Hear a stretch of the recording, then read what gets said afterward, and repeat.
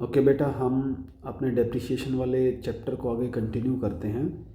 Next जो important topic है इसके अंदर वो है सेल और डिस्पोजल ऑफ एन एसेट। हमने अभी तक पढ़ा है कि डेप्रिसिएशन का मतलब ये होता है, डेप्रिसिएशन से एसेट की जो वैल्यू है वो कम हो जाती है। वो पिछले लेक्चर्स में हमने देखा। अभी सेल और डिस्पोजल ऑफ एन एसेट, हम किसी एसेट को सेल कर देते हैं बीच में ही, तो क्या होगा। मान लीजिए हमने कोई एसेट परचेज़ की जिसकी कॉस्ट थी ₹1,00,000।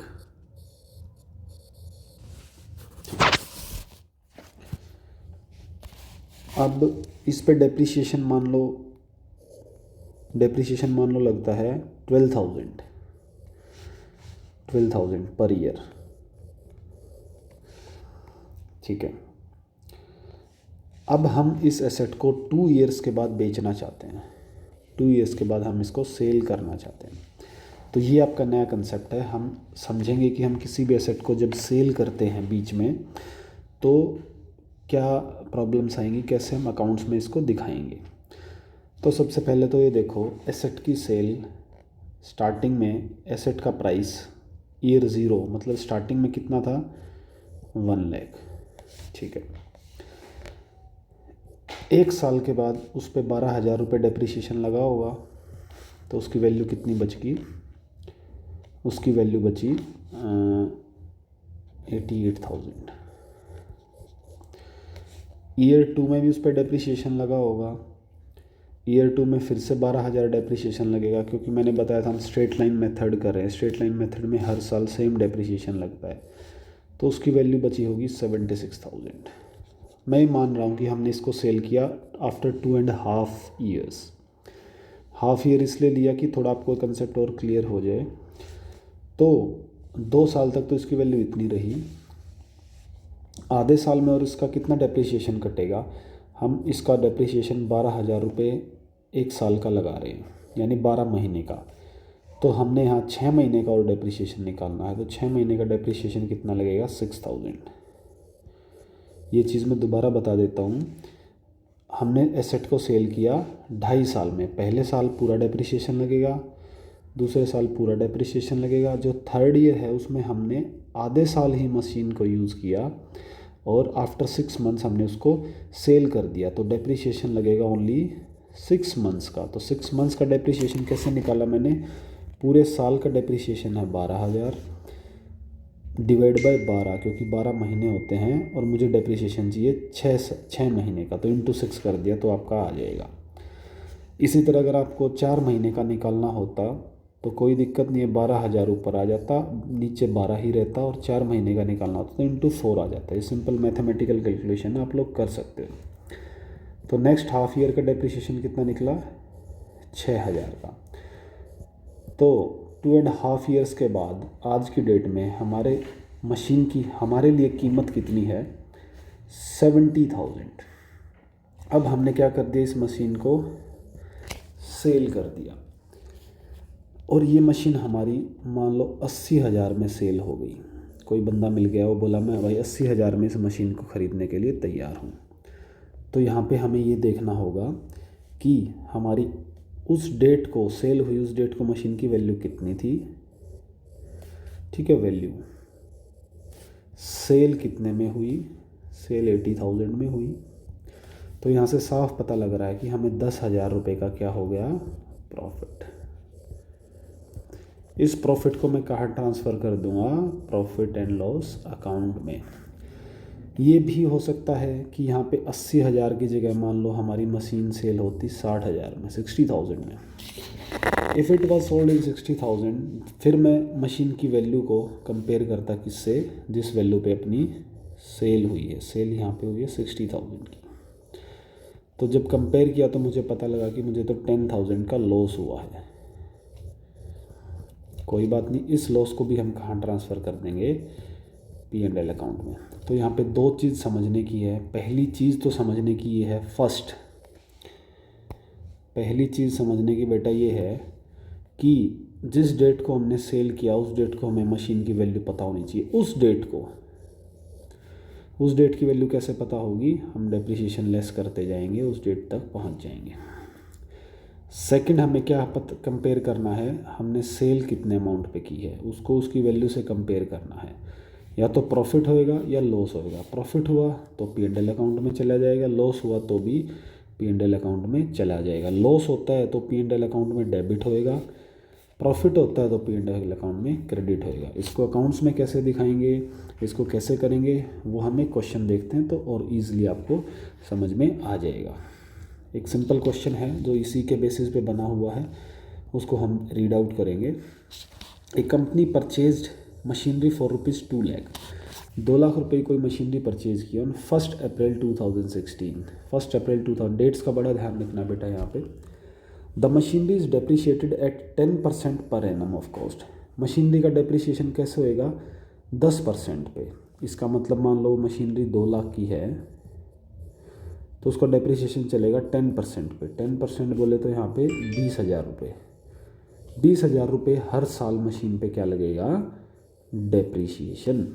ठीक है, simple, it is very simple. फिर कह रहा ऑन 1 अक्टूबर 2018, यहाँ पे टाइम को देखना आपको। 1 अक्टूबर 2018 the machinery was sold for ₹1,20,000। हमने मशीन को सेल कर दिया 1 अक्टूबर 2018 कितने में, 1,20,000 पे। तो मैंने बताया था आपको ये पता होना चाहिए। अब हमें क्या निकालना पड़ेगा, 1 अक्टूबर 2018 को हमारी मशीन की वैल्यू कितनी थी, उस वैल्यू को कंपेयर करना पड़ेगा इस सेल प्राइस से, और उससे हमें पता लगेगा कि हमें प्रॉफिट हुआ है लॉस हुआ। वो सब हम करेंगे without any doubt. Okay, draw the machinery account for years ended 31 March 2017 and 18 and 19। हमें मशीनरी अकाउंट बना के इसको दिखाना है। ठीक है, वेरी इजी। देखिए, सबसे पहले मशीनरी अकाउंट बनाएंगे। मैं पिछले लेक्चर में बता चुका हूँ मशीनरी अकाउंट में 2 साइड रहेंगी, डेबिट रहेगी, क्रेडिट रहेगी। डेबिट साइड आपका पहले डेट आएगा, पर्टिकुलर्स आएगा, फिर अमाउंट आएगा, फिर डेट, पर्टिकुलर्स एंड अमाउंट, हम जो शुरू से करते आ रहे हैं।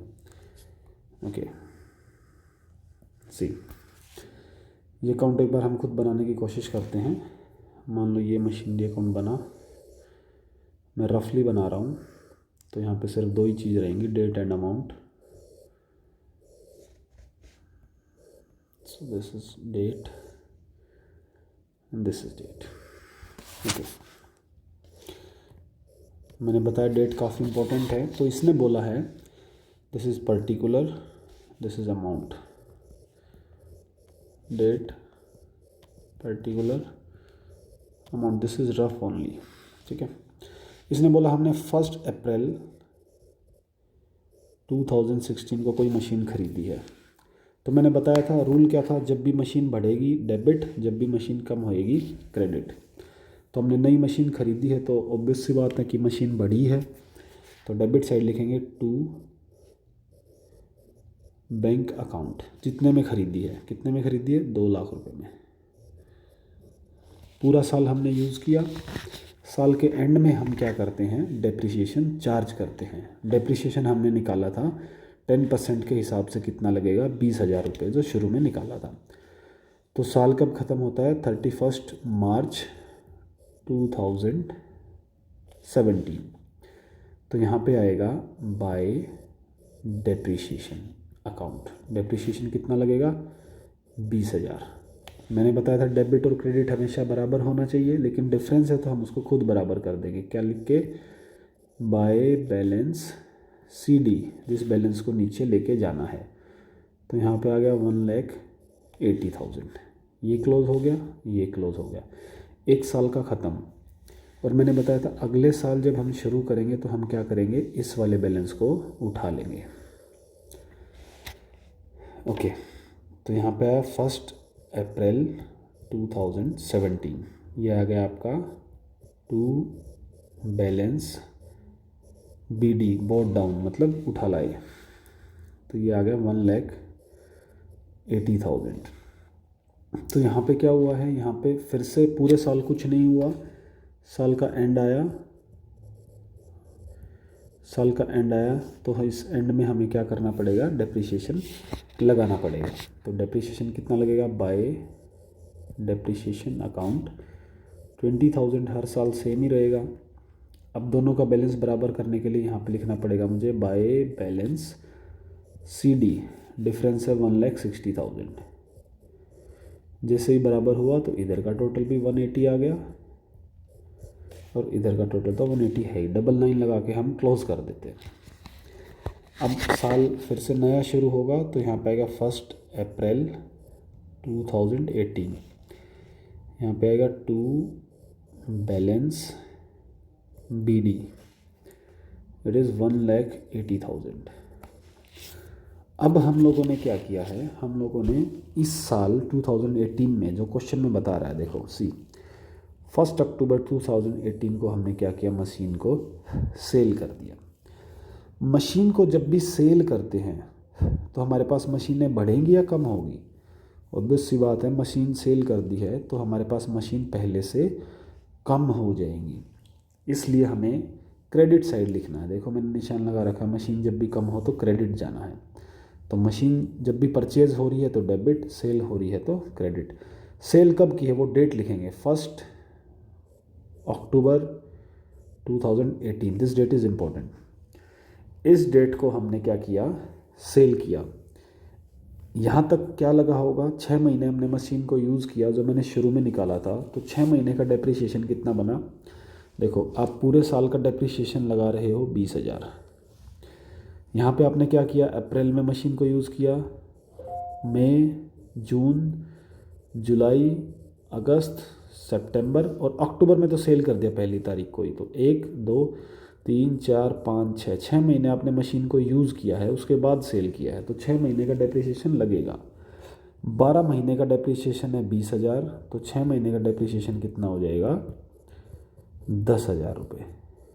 तो सबसे पहले तो ये लिख दो कि इस मशीन पे डेप्रिसिएशन कितना लगा, बाय डेप्रिसिएशन 10,000। क्लियर। इसी डेट को ये सेल हुई है तो पैसा मिला है हमें, तो यहाँ पे आएगा बाय बैंक अकाउंट। पैसा मिला हमें, कितना पैसा सेल, कितने में सेल की है, 1,20,000 में। सी 1,20,000 में हमने इसको सेल किया। अब थोड़ा सा हमें यहाँ देखना पड़ेगा, हमारी मशीन की वैल्यू थी 1,80,000, ठीक है, 1,80,000 थी at the starting of the year, 1,80,000 थी at the starting of the year, not 1,80,000, it should be 1,60,000। हमने यहाँ से ये वाला अमाउंट उठाना है, 1,60,000, 1,60,000, ठीक है। तो हमारे मशीन की वैल्यू थी 1,60,000 साल के शुरू में। This was at the starting of the year 2018। लेकिन 1 अक्टूबर को कितनी वैल्यू थी, हमने 6 महीने यूज़ किया तो 6 महीने का डेप्रिसिएशन बना 10,000 रुपये। तो 1 अक्टूबर को इसकी कितनी वैल्यू थी, 1,50,000, ये वैल्यू थी। This value has to be compared with the sold amount. Sold amount क्या है भैया आपका, 1,20,000।